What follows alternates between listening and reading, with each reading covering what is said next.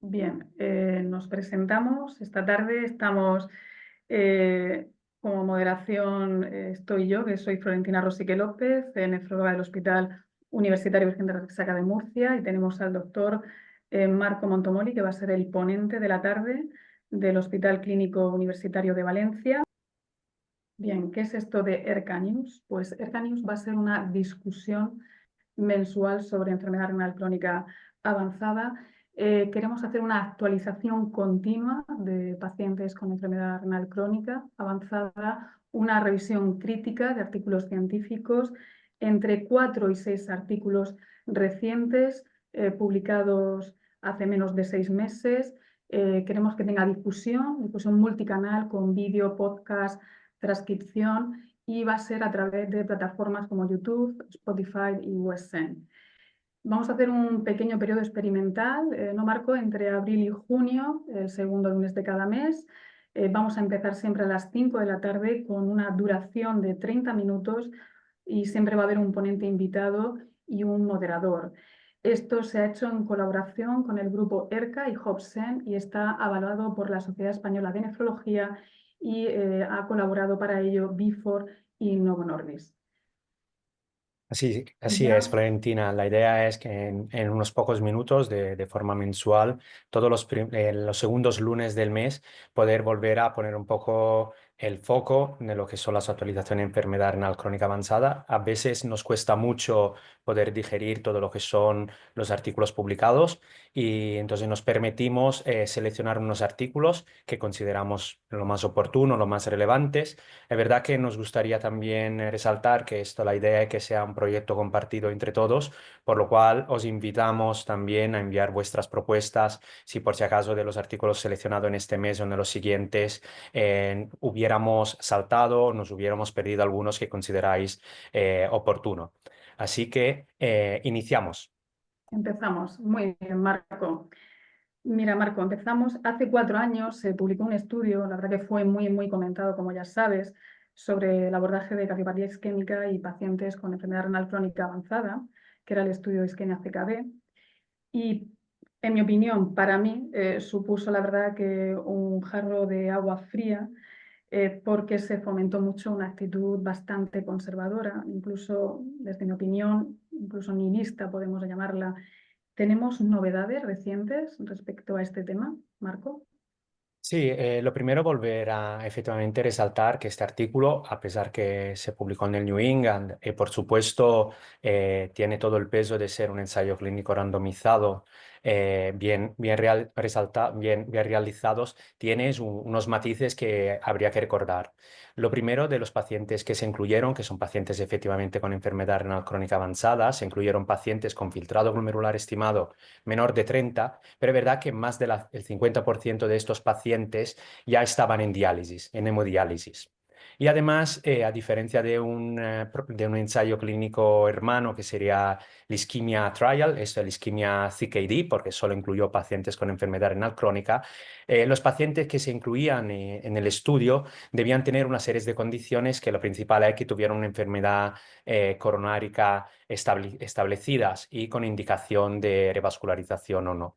El problema es que la valoración del diagnóstico de la enfermedad isquémica coronárica no se basaba sobre pruebas de imagen, a diferencia de lo que era el otro estudio. Estos pacientes, la mayoría, no se le realizó ni un TAC coronárico ni una prueba por ejemplo, de ergospirometría. Y esto tiene su importancia porque del grupo intervención, en lo cual se reclutaron 388 pacientes, más o menos la mitad del grupo de la población estudiada, casi la mitad de los del cateterismo que se realizaron fueron blancos, o sea, fueron diagnóstico, pero no se llegó a ser un verdadero actitud terapéutica, por lo cual después los resultados de comparación entre la estrategia intervencionista que se basaba en el revascularizar o realizar un cateterismo al paciente respecto al tratamiento médico resultaron muy diluidos.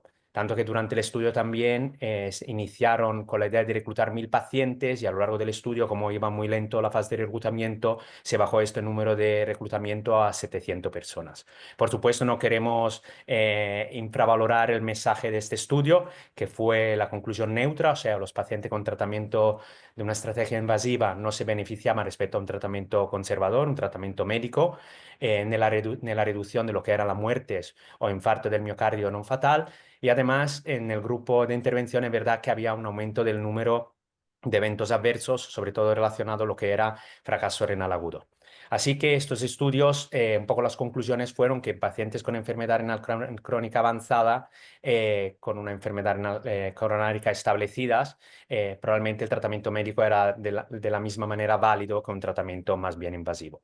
Pero el hecho que haya estos matices hace que en los últimos meses se haya publicado lo que es un metaanálisis sobre todos los estudios publicados que analizan este tipo de problemas, y los autores además comentan que esta metaanálisis se realizó un poco a petición también de la CADIGO, que quería volver a un poco a ahondar sobre el tema, y lo que revisaron fueron los 9 ensayos clínicos randomizados donde se incluyeron pacientes con enfermedad renal crónica avanzada no en diálisis, se iban a comparar tratamientos intervencionistas contra tratamiento médico. Y como podéis ver, los resultados que se resumen de este estudio, de esta metaanálisis, van un poco en contra respecto al ensayo clínico isquemia CKD, tanto que se observó lo que era una reducción de la mortalidad total y también hubo una reducción de los eventos cardíacos o cardiovasculares como infarto del miocardio, insuficiencia cardíaca, mientras los datos de una reducción de mortalidad cardiovascular, que sabemos que es un endpoint muy potente,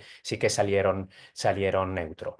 A decir de este ensayo clínico randomizado respecto al previo, que los pacientes que se incluyeron probablemente tenían características, tenían un filtrado glomerular superior al previo. El previo hemos dicho que más de la mitad de la población ya estaba en diálisis, en este caso eran enfermedad renal crónica avanzada, pero muchos eran también enfermedad renal crónica 3B, o sea, un filtrado entre el 30 y 45, pero es verdad que en parte respetan lo que es la población que solemos ver habitualmente como mínimo en la consulta en España. O sea, el ensayo, el metaanálisis sí que tiene un déficit a nivel de incluir pacientes que no sean de raza caucásica, la mayoría fueron varones y blancos, algo que suele pasar también en nuestra consultas de enfermedad renal crónica avanzada. Como podéis ver, lo que es las comorbilidades están en línea con los registros de nuestros pacientes, y es verdad que si queremos destacar algo de limitación de esta metaanálisis, que por supuesto había una alta heterogeneidad entre los estudios,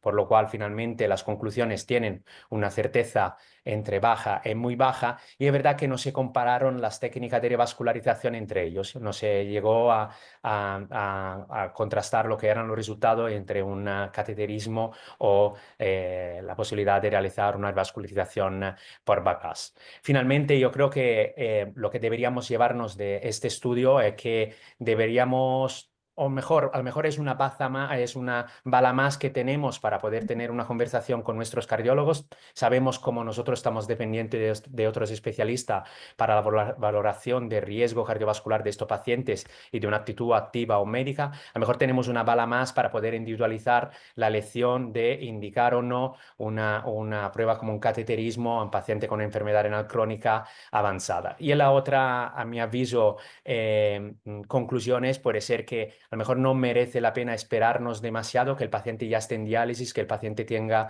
una enfermedad cardíaca muy, muy avanzada para plantearnos actitudes más agresivas, y probablemente se podrían beneficiar ya en estados más precoces. Por ejemplo, situación, yo diría casi optimal, el paciente en lista de espera en trasplante durante un estudio de inclusión en lista. Muy bien, Marco. Entonces hemos visto como el tema anterior pues nos obliga al nefrólogo a tener que trabajar con otros especialistas, como ha remarcado Marco. y eso complica aún más, ¿no? Esa decisión individual, ¿no? del paciente. Pero los siguientes artículos, Marco, nos vamos a centrar en aspectos que dependen ya más en exclusiva del nefrólogo. Y un ejemplo es de la complicación tan frecuente que tenemos en las consultas de enfermedad renal crónica avanzada, que es la acidosis metabólica. Y me gustaría, Marco, que nos comentaras este artículo publicado en el Clinical Journal of the American Society of Nephrology sobre el efecto del bicarbonato sódico y los hallazgos clínicos en pacientes con enfermedad renal crónica y con acidosis metabólica. ¿Qué nos puedes contar, Marco, de este Sí, metaanálisis? la revista americana vuelve a poner en resalto una metaanálisis que se pone como objetivo lo que es la corrección de la acidosis metabólica en pacientes con enfermedad renal crónica avanzadas, por lo cual se hace una búsqueda siguiendo lo que es muchas veces el sistema próspero de todos los ensayos clínicos publicados. Se llegan a individuar lo que son 14 ensayos clínicos randomizados por un total de 2.000 pacientes. Y es verdad que el bicarbonato es algo que yo diría que en la práctica diaria solemos utilizar como tratamiento para corregir la acidosis metabólica, pero en este caso la hipótesis inicial, el objetivo primario de la metaanálisis es demostrar si lo que es el suplemento de bicarbonato tiene capacidad de lentecer la progresión de la enfermedad renal crónica y el endpoint primario se cumple. Es verdad que el lentecimiento de la progresión de la enfermedad renal crónica, aún que sea estadísticamente significativo, es muy limitado. Se está hablando de unos 0,33 mililitros minutos, pero sí que se cumple y además yo diría también destacando otras cosas de notable importancia, como son una reducción del número de hospitalizaciones. Como se puede detectar en el estudio, tenemos una reducción muy significativa, casi del 70% del número de hospitalizaciones, pero también se resaltan algunos de los parámetros que nosotros solemos tener en cuenta en el valorar en el paciente con la enfermedad renal crónica avanzada, como es el estado de sarcopenia del paciente.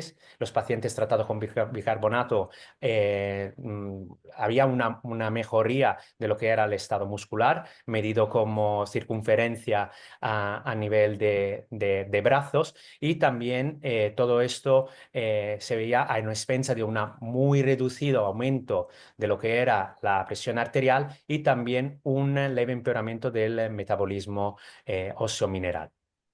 Así que es verdad que en el estudio hay como matices, hay que recordar que sobre todo se beneficiaban los pacientes más jóvenes con una edad menor a 65 años, pero es verdad que una vez más resaltar, no solo el músculo se beneficiaba, pero también otros subrogados de la nutrición del paciente como puede ser la albumina. Así que una vez más son metaanálisis, normalmente siempre pecan porque siempre tenemos muy alta heterogeneidad entre los estudios, como en el estudio suele también subrayar la cantidad de bicarbonato que se iba a dar al paciente, variaba mucho entre estudio y otro, entre 2 gramos y 11 gramos, pero los pacientes que iniciaban tratamiento menor de 65 años se lo mantenían con un objetivo de mantenerse menos de 24 equivalentes de bicarbonato por una duración de 6-12 meses, sí que demostraban alcanzar una reducción de la progresión de la enfermedad renal crónica y un mejor estado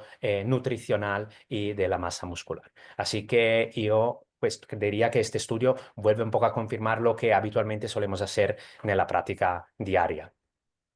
Muy bien. Entonces comentas con este metaanálisis que, bueno, valida, ¿no?, lo que hacemos de manera muy frecuente en las consultas nuestras de ERCA, siempre y cuando, ¿no, Marco?, no sobrepasen esos valores, ¿no?, normales de bicarbonato y, por supuesto, que la presión arterial pues, esté controlada. Pero últimamente parece que no es el único complemento, ¿no?, que tenemos que tener en cuenta. El magnesio empieza a tener ya un papel y además tenemos datos de un estudio español. ¿No es así, Marco? ¿Nos puedes comentar el tema del magnesio? Sí, efectivamente, el grupo de nefrología de Córdoba, que es muy activo en el metabolismo mineral y también en el estudio del magnesio, vuelve a reproponer lo que es un evergreen sobre cuál es la relación entre los niveles de magnesios y los eventos mortales de causa cardiovascular. Ellos realizan un estudio observacional prospectivo, pero donde se incluyen más de 1.000 pacientes por un seguimiento de más de 5 años. y registran todo lo que es el magnesio. Desafortunadamente solo tenemos las cifras a nivel basal, solo del inicio del seguimiento, que esto es uno de los límites, de las limitaciones del estudio, pero de lo que hacen, dividen lo que son los pacientes en seguimiento en tres terciles, entre el tercer, según las cifras de magnesio. El primer tercil con un magnesio inferior a 2,1 y después el tercil superior sería con un magnesio mayor de 2,4. Y van a comparar, a confrontar lo que son los eventos mortales y la causa de la muerte cardiovascular de estos pacientes a lo largo de esos 5 años, y los resultados diría que son abrumadores porque el número de eventos de mortalidad se reduce drásticamente respecto en los pacientes con un magnesio superior a 2,4 respecto a los pacientes que tienen un magnesio inferior a 2,1, y también cuando van a analizar la causa de esta mortalidad. La causa de mortalidad, como puede ser insuficiencia cardíaca en el tercil más alto de magnesio, se reduce casi un 70% respecto a los pacientes que tienen un magnesio inferior a 2,1. Lo mismo viene a pasar en los pacientes que se mueren por eventos coronáricos, por infarto del miocardio agudo, y también por eventos cerebrovasculares.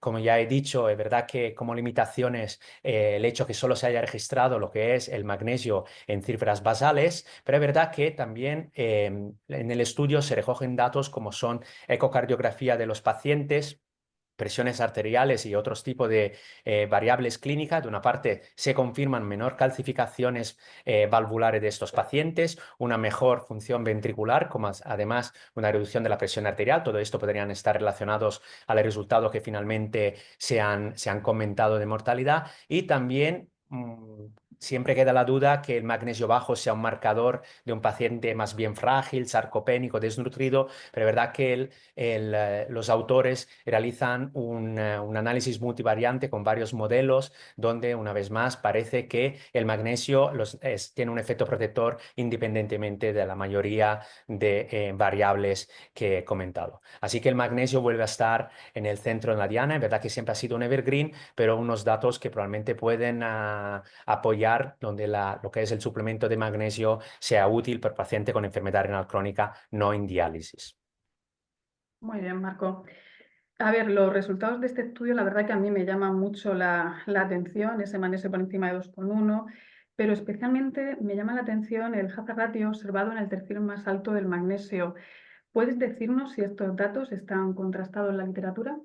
Sí, efectivamente, repito, el magnesio realmente es un evergreen. La relación entre magnesio bajo y eventos cardiovasculares es algo que ya se conocía y ya se ha estudiado. Es verdad que el suplementar magnesio, los resultados son más bien hay resultados no del todo unívocos, y además me gustaría simplemente reflejar lo que es dos artículos presentados por el mismo investigador principal. El primero en pacientes con enfermedad renal crónica avanzada non diálisis, donde el objetivo fue suplementar el magnesio y efectivamente ver si había una reducción de las calcificaciones vasculares medidas por TAC coronárico. En este caso, suplementando magnesio con carbonato de magnesio no se consiguió una reducción de las calcificaciones vasculares. Esto sabemos que es un subrogado de eventos cardiovasculares, pero de este estudio hay que también quiere decir que realmente se suplementaba con carbonato de magnesio. El aumento de magnesio en el grupo de intervención, aunque fuera significativo, llega a ser más o menos 2 gramos y 1, 2 gramos y 2, el objetivo final, o sea, esta cifra mínima que se ha puesto en el estudio de Córdoba. Y del otro lado, cuando el mismo autor va a analizar lo que son los resultados en pacientes en diálisis, sí que suplementando el baño de diálisis con magnesio, sí que en este caso conseguía una reducción de lo que eran las calcificaciones vasculares. Verdad que los estudios, sobre todo el primero, un estudio solo de 12 meses, a lo mejor no tiene la suficiente longitud para poder realizar cualquier tipo de cambio, y es verdad que una vez más seguimos hablando de un subrogado y estos tipos de intervenciones necesitarían, a mi aviso, medir lo que son endpoint duros. Muy bien, Marco. Pues vamos a seguir, si te parece bien, con otra complicación que nos encontramos de manera muy frecuente en la unidad ERCA, que es la hiperpotasemia. El potasio nos preocupa muchísimo en la unidad ERCA y en los últimos años ya sabemos que se han introducido nuevos fármacos para reducirlo, como es el ciclosilicato de sodio y circonio y el patiromer. Y ambos pues, se han ido demostrando pues, eficacia en diversos escenarios, como es la ERCA, la hemodiálisis, la insuficiencia cardíaca, la hipertensión, pero hasta ahora había pocos estudios comparativos entre ellos. ¿Nos puedes comentar algo de esto, Marco? Sí, efectivamente, los fármacos, los nuevos fármacos han demostrado de forma excelente controlar lo que es el hiperpotasemias, pero es verdad que siguen faltando datos, uno, que demuestren endpoints duros, o sea, reducción de eventos cardiovasculares, y dos, por supuesto, no se comparan los fármacos entre ellos. No creo que llegarán ensayos clínicos creo que hay uno en marcha por el año que viene, pero probablemente no habrá muchísimos ensayos clínicos que comparen directamente fármacos, por lo cual un buen sistema puede ser ir a ver qué pasan en los datos de vida real. En este caso se tira de los registros electrónicos americanos, donde se van a incluir, en este caso se incluyen casi 30.000 pacientes, se realiza un propensity score match para que los grupos de intervención, de una parte tenemos ciclosilicato de zirconio y en el otro patirómero, estén entre ellos equilibrados los dos grupos y con una relación de 2:1, 2 de ciclosilicato y uno de patirómero. Y lo que se quiere ver efectivamente si estos fármacos que tienen características diferentes, donde la que deberíamos resaltar de forma prioritaria es que en uno el ciclosilicato de zirconio sodio es un intercambiador de sodio por potasio, mientras el patirómero no es libre de sodio. Lo que van a realizar en el estudio, lo que vamos a medir es si el utilizo de ciclosilicato de sodio y zirconio impacta sobre aumentos de ingresos por insuficiencia cardíaca o de hematización debido a lo que es una sobrecarga hídrica por el aumento de ingesta de sal. Y finalmente los resultados van un poco en línea a lo que era esperable. Hay un aumento del número de insuficiencia cardíaca en el grupo con ciclosilicato de sodio, estadísticamente significativa, y lo mismo pasa por el edema y también por la mortalidad. Y esto además en pacientes que previamente no tenían un diagnóstico de insuficiencia, que sí, tanto en los pacientes que previamente tenían un diagnóstico de insuficiencia cardíaca como los pacientes que hicieron una insuficiencia cardíaca de nuevo. Y Marco, ¿te han sorprendido los resultados de este estudio comparativo? Los datos no me han sorprendido. Yo creo que tenemos dos fármacos muy buenos para el control del potasio. Simplemente tenemos que aprender a utilizarlos según el perfil del paciente. Lo digo porque estos Ujú. datos van un poco en línea con lo que son los datos se resumen del estudio Realize-K, que entra dentro de lo que es el proyecto Crystallize por analizar el uso de ciclosilicato de sodio y zirconio en la enfermedad renal crónica e insuficiencia cardíaca. En este estudio que se utilizó en pacientes con insuficiencia cardíaca con fiebre reducida y donde el utilizo del ciclosilicato de zirconio, el objetivo era que pudiera mejorar, optimizar el tratamiento gold standard por los pacientes de insuficiencia cardíaca, o sea, bloqueante del sistema renina-angiotensina-aldosterona, en lo cual se podría también añadir una antagonista de la corticoide a dosis óptima. El ciclosilicato de zirconio, como era esperable, sí que demostró en el grupo de intervención permitir un buen control del potasio y que más pacientes se pudieran beneficiar del tratamiento que acabamos de comentar, pero es verdad que cuando se fue a analizar lo que eran datos de seguridad, sí que se vio que en el grupo de intervención había un aumento de número de insuficiencia cardíaca y de edema. Y ojo, yo creo que el mensaje más importante de este estudio es que en concreto los eventos suceder en los pacientes que tienen un BNP alto. O sea, es importante saber evaluar el paciente, un paciente que probablemente ya tiene una situación de congestión, de sobrecarga hídrica, probablemente no es el paciente más indicado para iniciar un tratamiento con ciclosilicato de sodio zirconio. Otro discurso sería si el paciente está euvolémico. Muy bien. Bueno, una de las razones por las que prestamos tanta atención al potasio, ¿no?, es que la tenemos con una alta prevalencia en la consulta, esta complicación, y en parte pues, está asociada al uso de fármacos del grupo YCARA2, como bien sabemos, y en los últimos años se han ido publicando estudios que respaldan el papel cardiorrenal, ¿no?, de estos fármacos, de los RASi, incluso en pacientes con filtrado reducido. De hecho, como es el caso en el Sprint Trial, donde no se evidenció beneficio renal al suspenderlos. Marco, ¿sabemos hoy día con qué filtrado deberíamos iniciarlos? Sí, efectivamente, a mi aviso, los autores se plantean otra pregunta muy interesante. Hay que recordar que si nos basamos en la ficha técnica, pacientes que tengan un filtrado de menor 20-25 se excluyen de la mayoría de las indicaciones médicas de los nuevos fármacos que modifican la progresión de la enfermedad renal crónica, por lo cual es muy importante saber si como mínimo podríamos iniciar tratamiento con YECA ARA2. Entonces, una vez más, se realiza un metaanálisis, esta vez se publica en el Annal Internal Medicine, donde se incluyen finalmente 1.800 pacientes provenientes de 20 trials. Los pacientes tienen un promedio de un filtrado de 22, por lo cual yo creo que den indicaciones muy importantes sobre lo que es el utilizo de este fármaco en filtrado muy bajos, y lo que se vio que efectivamente estos fármacos eran capaces de lentecer la progresión de la enfermedad renal crónica. Tanto que tenemos un hazard ratio de 0,66, o sea, una reducción del alrededor del 35% de riesgo de progresar a enfermedad renal crónica. Además, esto se hizo a expensa de ningún aumento de riesgo de mortalidad por el paciente. Por lo cual, una vez más, una bala a favor de pacientes que, si tuviéramos que seguir las fichas técnicas de los principales fármacos que tenemos, se quedarían huérfanos de la mayoría de los fármacos que han demostrado beneficio en otros pacientes. De Muy bien. inicio, me refiero a indicación Ujú. de inicio. Muy bien. Entonces hablamos que estos fármacos se pueden iniciar individualizando, incluso con filtrados por debajo de 30. Pero vamos a hablar ahora de otro que en ficha técnica está contraindicado, que es la metformina con filtrados por debajo de 30. ¿Deberíamos suspender la metformina en pacientes cerca? Marco, ¿qué nos puedes decir de esto? Bueno, esto es poner, a lo mejor es meternos en un lío, pero hemos también Ujú. querido elegir un artículo que pudiera también generar un cierto debate. Hemos hablado hasta ahora de un fármaco que probablemente deberíamos mantener con filtrado más bajo, a pesar de lo que sean las indicaciones hasta ahora o lo que a veces es la práctica diaria. ¿Y qué pasa con la metformina, ¿no? Que normalmente siempre suspendemos con filtrado menor de 30, también en parte porque así lo refleja la ficha técnica.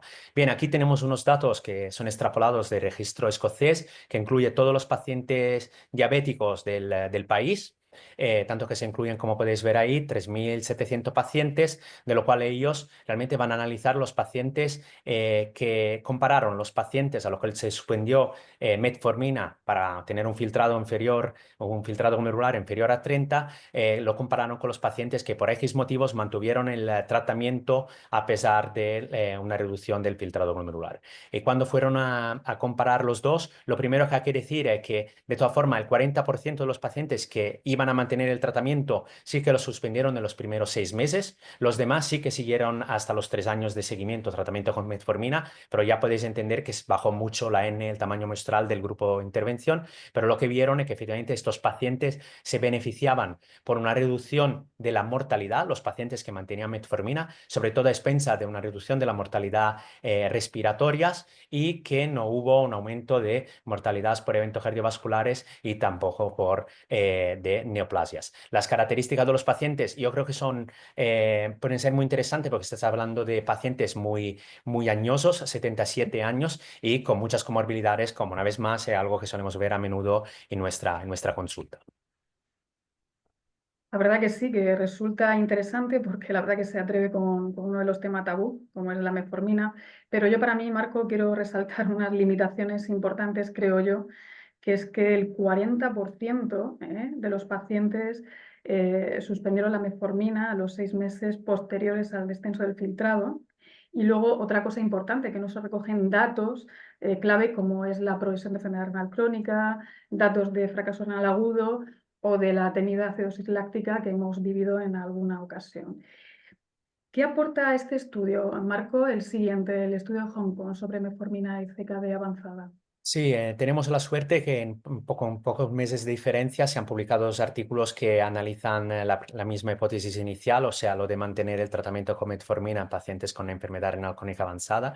En este caso estamos hablando de un registro de población china, de Hong Kong, donde una vez más se fue comparando lo que eran pacientes que mantenían metformina más allá de un filtrado inferior al 30 respecto al resto de la población. Los números que se incluyeron son mucho más altos. Los pacientes, tenemos hasta más de 20.000 pacientes pacientes que siguieron manteniendo metformina y en este caso tenemos mucho más datos. El seguimiento fue 4 años, más o menos similar al previo, pero una vez más, mantener metformina demostró una reducción de la mortalidad, una reducción en este caso también de los eventos cardiovasculares y también una reducción de la progresión a enfermedad renal crónica terminal. Además, datos importantes como mejor control glucémico que era esperable. Sabemos que a veces estos pacientes tenemos pocas armas para poder controlar la diabetes que no sea tratamiento subcutáneo, insulina, y también sí que hay datos sobre lo que es los eventos tan temidos, efectivamente, como es la acidosis láctica. Es verdad que hay una corte separada, solo tenemos datos de 3.000 pacientes, pero no se observó un aumento del número de acidosis láctica en los pacientes que tenían tratamiento con metformina. Está claro que la conclusión es, por mi parte, no debería ser metformina para todos los pacientes hasta el fin, pero es verdad que a lo mejor determinados pacientes muy estables, donde se puede hacer mucho hincapié sobre el concepto del día enfermo, que tienen a lo mejor precluso otro tipos de tratamientos antidiabéticos, algo que no se podría, o paciente muy estable, la clásica intersticial, nefropatía intersticial que progresa muy lentamente, a lo mejor son pacientes donde la metformina podría ser una herramienta más a tener en cuenta. Muy bien, Marco. Pues para ir finalizando, has seleccionado, he visto, una revisión sistemática sobre la prevalencia de deterioro neurológico en pacientes ERCA. La verdad que cada vez pues, tienen más edad nuestros pacientes, más comorbilidad. ¿Es realmente tan prevalente? Es un dato que yo personalmente desconocía, podía intuir, pero personalmente desconocía hasta la publicación de este artículo. Probablemente muchos otros compañeros sí que tenían el tema muy, muy claro, pero es verdad que una vez más se publica una meta-análisis, un systemic review, además se incluyen 50 pacientes, se incluyen, de lo cual que llegan a sumar 25.000 pacientes y los números, a mi aviso, son demoledores porque se habla de una prevalencia global con enfermedad renal crónica del 40% de deterioro cognitivo. Como era esperable, aumenta estos números en pacientes en hemodiálisis, mejora algo probablemente por una cierta mejoría durante el trasplante, pero si nos centramos en pacientes con enfermedad renal crónica avanzada, estamos hablando que un paciente de cada 3 pacientes, uno sufre deterioro cognitivo. Además, un deterioro cognitivo que impacta sobre sus dominios muy importantes, como pueden ser su capacidad ejecutiva o de atención, por lo cual después nos hacemos todas las preguntas sobre la dificultad del paciente de adherir a tratamiento o la dificultad de poder explicar lo que es el inicio de las técnicas sustitutiva renal de la forma más clara posible. Como es obvio, los factores de riesgo son lo que esperables, factor de riesgo cardiovascular y la edad. Algo que destacan los estudios es que dentro de las pruebas cognitivas que se realizaron a los pacientes para poder detectar el deterioro cognitivo, probablemente en los pacientes con enfermedad renal crónica lo que tiene más evidencias es el MoCA, que estaría por Montreal Cognitive Assessment. Simplemente lo digo porque una de las conclusiones es que deberíamos cribar este tipo de deterioro en todos los pacientes con enfermedad renal crónica avanzada. Suelen ser normalmente test muy rápidos de realizar. Muy bien, pues sí, es un tema, la verdad, que muy actual y me llama la atención que centrándonos en esos pacientes cerca, los datos es de un 32% de prevalencia, es muy alta, que triplican los datos de la población general. Creo que es muy llamativo. Y además me llama la atención que por cada descenso del filtrado por debajo de 10 milímetros por minuto, cuando tenemos un filtrado por debajo de 60, cuando caen filtrados por debajo de 10, el riesgo de deterioro aumenta un 10%. Y esto es muy, muy importante. También, Marco, recientemente se ha publicado en el Clinical Kidney Journal un documento de consenso de especialistas, ¿no? De nefrólogos, neurólogos, geriatras, dentro del CONNECT Network para abordar esta cuestión. ¿Qué nos puedes decir? Sí, efectivamente es un artículo muy interesante porque, por supuesto, de una parte vuelve a subrayar la prevalencia. La prevalencia, sobre todo, se basa sobre el artículo que acabamos de presentar. Vuelve un poco a ahondar sobre lo que son los factores de riesgos que determinan este deterioro neurológico. Muchos, y no tenemos tiempo durante esta revisión, pero muchos son muy fácil de entender y diría casi muy lógico, que van desde el riesgo cardiovascular, el metabolismo mineral o toda la alteración metabólica, hablando por ejemplo de acidosis metabólica.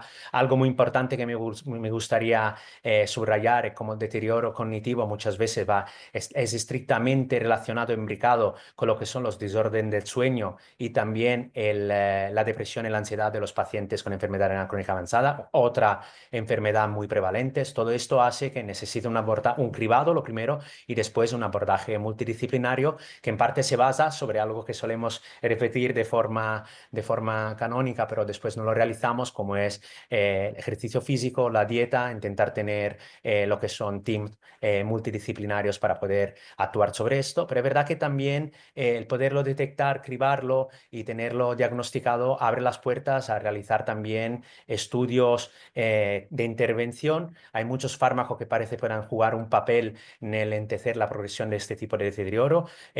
Uno, como podría ser los agentes estimulantes de la eritroproteína, muchas veces lo tenemos un poco ahí como detrás de la pizarra, ¿no? Somos responsables de todos los problemas, pero sí que hay algunos estudios que demuestran que podrían mejorar algo este tipo de deterioro. Pisan muy fuerte los SGLT2 también en lo que es la posibilidad de una mejoría de este tipo de cuadros, y algo de novedades podrían venir también de los AGLP1, pero está claro que lo primero que tenemos que hacer es aprender a detectar este problema y poderlo diagnosticar para después de ahí tener todo lo que es una actitud proactiva para intentar mejorar la vida de nuestros pacientes. Muy bien, Marco. Pues vamos a dar conclusiones, ¿no? Creo que muy bien, de verdad. Y como conclusiones me llevo que, bueno, la revascularización parece que disminuye la mortalidad y los eventos cardiovasculares, que la decisión debe ser individualizada por ese equipo interdisciplinar, que el bicarbonato sódico parece que mejora la función renal y la masa muscular, ¿no? Sobre todo en pacientes por debajo de 65 años, que por supuesto tenemos que controlar la tensión arterial y el metabolismo general, por supuesto, que el magnesio por encima de 2,1 podría disminuir la mortalidad cardiovascular con esa protección, ¿no?, cardiovascular que parece que está teniendo, que el ciclosilicato de sodio y circonio versus patiromer parece que el ciclosilicato aumenta el riesgo de insuficiencia cardíaca, edema y mortalidad, sobre todo sin insuficiencia cardíaca previa, y que hay que elegir según tolerancia, hay que individualizar, que el tratamiento con IECA ARA2 en pacientes cerca hay un riesgo, ¿no?, de hiperpotasemia, pero con una disminución de la mortalidad o de la terapia renal,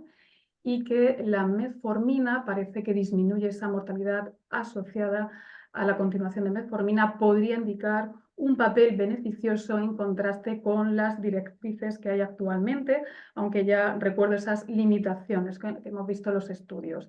Y que el deterioro cognitivo pues tiene una alta prevalencia y que tenemos que evaluar, como bien ha dicho Marco, en pacientes con comorbilidades.